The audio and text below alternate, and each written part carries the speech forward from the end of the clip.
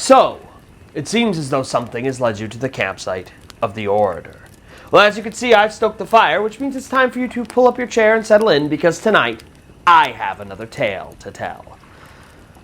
You know, camping overnight on a deserted island can be an awesome adventure. You get ferried out to this place. It's completely surrounded by water, and you're alone out there. There's nobody else on the island. Nobody else can even come near you because of the water. And so it can be peaceful and freeing and kind of an adventure. But what do you do when night descends and all of a sudden you hear voices, you see shapes, and you realize that you accidentally camped next to a graveyard, and you might not be so alone on that island after all.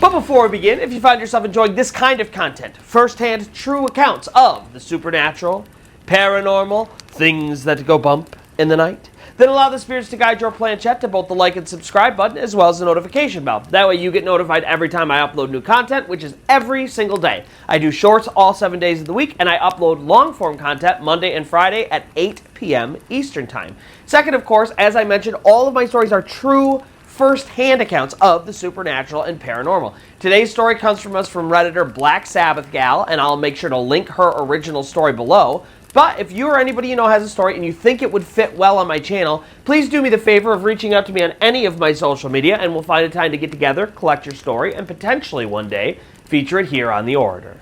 And now, with all of that out of the way, let's get on to today's tale. It is a story that I call McNabs Island. So, it's the summer of 2018. Doug and Laura have been married for quite a long time at this point. They have 3 young kids, 2 girls and a boy, and life is just in that stage where everything is just so hectic. Like, you want to add more fun and activities to your plate, but it's already so full with school and extracurricular activities that it's really hard as a parent to sometimes find time to get away. And so, for Doug and Laura, when all of a sudden Doug's parents said that they would take the kids for the weekend and allow Doug and Laura to get away on a mini vacation, it was like they jumped at the opportunity. And so, you know, they're planning on where can we go, what can we do, and they're throwing out all these ideas when Doug suggests maybe they go visit McNabs Island. Now, they had been to McNabs Island during the day, but they had never camped on the island overnight. And the reason for that is the history of McNabs Island. So McNabs Island, it's in Nova Scotia, Canada. It was settled all the way back in the early 1700s. And then over the years, there was all of these settlers that lived and died on the island. And then it was eventually occupied by the military for a really long time. And so on McNabs Island, there are all of these different military bases all over the place. But that's not the only thing that happened. The McNabs family took over, which gives the island its name. And so a bunch of their generations of people lived and died on that island. There's also a giant lighthouse on that island, which is kind of nowadays sort of a tourist attraction. But back during the day, it was an actual functioning lighthouse. And because this was like a military base, the military people would actually hang people on this beach. It's called Hangman's Beach. And they would hang them and leave their bodies hanged on this beach so that when people came to port on McNabs Island, they knew that this was a place that you had to behave yourself, that you had to follow the rules. This was not an anarchy zone. And so this island has a very varied and disturbing history. And the reason that Doug and Laura never stayed over on that island, even though nowadays it's really more of a tourist attraction. Like I said, people visit it during the day all the time to see the military bases and the lighthouses and all these structures that are still standing. But at night, virtually nobody camps on McNabs Island because it is purportedly very haunted. And Laura, she didn't like to mess with that kind of stuff. Her mom was sort of a medium who could sort of see and communicate with spirits. She felt like she inherited a good portion of that gift and really could sense the supernatural. And so she had no desire to stay over on McNabs Island. The problem is her husband Doug is a huge World War II enthusiast, and this place has all of these military bunkers and cannons, and it was just like kind of a lifelong dream of his to stay over on that island. And so Laura decides, you know what? I'm just going to put my fear aside and trust that Doug's going to take care of us, and we're going to go check out this island and stay overnight. And so she decides they're going to do it. And so their friend, their good friend, this guy named Jake, he's actually one of the people that helps charter people to and from McNabs Island. That's one of his jobs. And so they talk to him and they secure the date and everything like that. And on that Saturday, they head out to McNabs Island. Now, there's a minor problem. They don't head out during the day. Things kind of get chaotic, and so they don't actually make it to the island until around 6:30 at night. And they're supposed to be going to this specific place on the beach. It's kind of like a party hangout spot where if you're going to camp over on the island, that's where you're going to camp. And so they get dropped off at the island, and they, kind of are walking in that direction of the beach. And while they're walking, they're checking out some of the spots and stuff like that. They even get a little spooked at one point while they're kind of checking out one of the military bases, because the sound of the wind going through the cannons almost makes this like ethereal sort of wooing sound that sounds like someone singing or something like that off in the distance. And so they kind of get creeped out by that, and then they realize what it is. And it's a lot more Laura than it is Doug, because while Laura is very into the supernatural and this kind of stuff spooks her out, Doug is a total skeptic. He doesn't believe in this stuff. He's a very no-nonsense kind of guy. And so they continue to make their way, down this trail, and they're trying to make it to this beach when suddenly night descends on them faster than they had expected it, and they realize they're just not going to make it to this beach. And so they find this, place. It's right next to sort of the second bunker that they come across, and they end up making camp right there. So the tent is sort of butted up against the bunker wall, and it's right at the end of this specific path, and so there's nothing behind them or around them. And so, Laura, she feels pretty comfortable. And they set up their tent and camp and everything like that, and then they have dinner, and they hang out. But the problem is, this island now, because it's a tourist attraction, and because it's sort of like a national island at this point, you're not allowed to make fires there. So they can't set up a campfire. They have to eat cold, and then as night really descends and it gets darker and darker, all they have are flashlights. And so they're hanging out, having fun, they're listening to music, they're talking, they're playing cards, and they're just sort of enjoying their time when suddenly Doug stops and he says, "Shh, listen." And Laura, she's freaked out immediately because she's already on edge just because of the dark and how spooky the island is. And as he's listening, he's like, "Did you hear that?" And they're listening, and Laura's like, "No, I'm not hearing anything. What are you talking about? You're freaking me out, Doug. What are you doing?" And Doug says, "I swear I heard a woman singing. Like, I swear I heard her singing." And so they start talking about it. And, at first Laura's like, "Well, could it be the cannons?" And he says, "No, I remember what that sounded like. This was totally different. That was more of like you could hear the wind through the cannon, the woo. When you stopped and listened, you realized what it was." He said, "This was a woman singing. She was changing notes. I could hear the melody. This was a woman singing." And they're talking about it, and Laura's like, "Yeah, but when we came out here, Jake told us that nobody else was staying on the island tonight, and you have to get chartered to the island, and Jake is one of their good friends, and he doesn't, this is not a thing he would lie about. And so there should not be anyone else staying on this island. And so they should not be hearing any voices, certainly no one singing." And so Laura, she's kind of creeped out, and so they decide they're going to kind of retire for the night. And so they get in the tent, they fall asleep, and pretty quickly, Laura, she wakes back up. And she hasn't been asleep all that long. And she realizes she has to go to the bathroom, and actually Doug has to go to the bathroom too. And they don't want to walk. It's like maybe 15 minutes of a walk so that they can make it to like this place with a restroom, and neither of them want to do that. It's really, really dark. It's really, really late. They don't want to walk an entire 15 minutes and then turn around and walk a 15 minutes back, especially because all they have to do is take a quick pee. And so all they do is pop out of the tent, and they go to the bathroom right there outside the tent.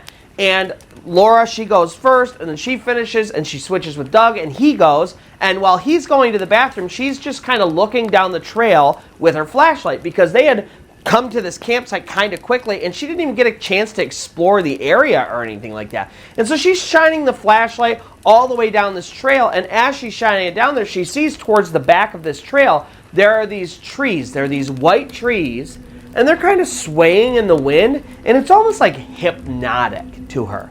And she sort of loses track of time as she's staring at these trees. And then all of a sudden, Doug's like, hey, I'm done. And it kind of wakes her out of this almost trance-like state. And she's like, all right, cool. And then they go back into the tent, they zip it up, and they fall asleep again. And then Laura, she has this really bizarre dream while she's asleep. In the dream, her and Doug are on McNabs Island in the tent and asleep, just like they truly are, when all of a sudden, the tent opens up and these 3 children enter. There's this boy and 2 girls. They're about like 7 to 10 years old, and they're dressed as police officers. And they announce themselves as police officers, and they start questioning Doug and Laura. They're asking them, what are you doing on the island? You know, did you do anything you weren't supposed to do? And are you even supposed to be here? And Doug and Laura, they're defending ourselves. Hey, listen, we got brought out here. All we did was camp and check things out. We were playing cards and having fun. We haven't done anything wrong.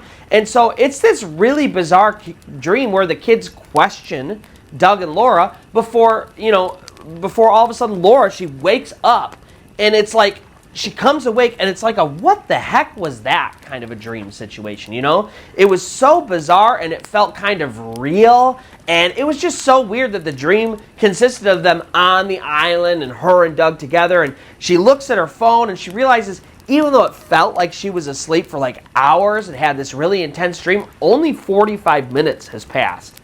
And, you know, as she is sitting up and kind of assessing this dream, all of a sudden, Laura hears this woman singing. And all of a sudden, as soon as she hears it, she sits up and Doug sits up, and she realizes Doug had woken up at the same time she did because he was already awake. And he's like, tell me you're hearing this. And they listen, and sure enough, now it is as clear as anything. There is a woman not far off from their campsite singing, and she's far enough away that they can't make out the words, but they can both clearly hear the melody.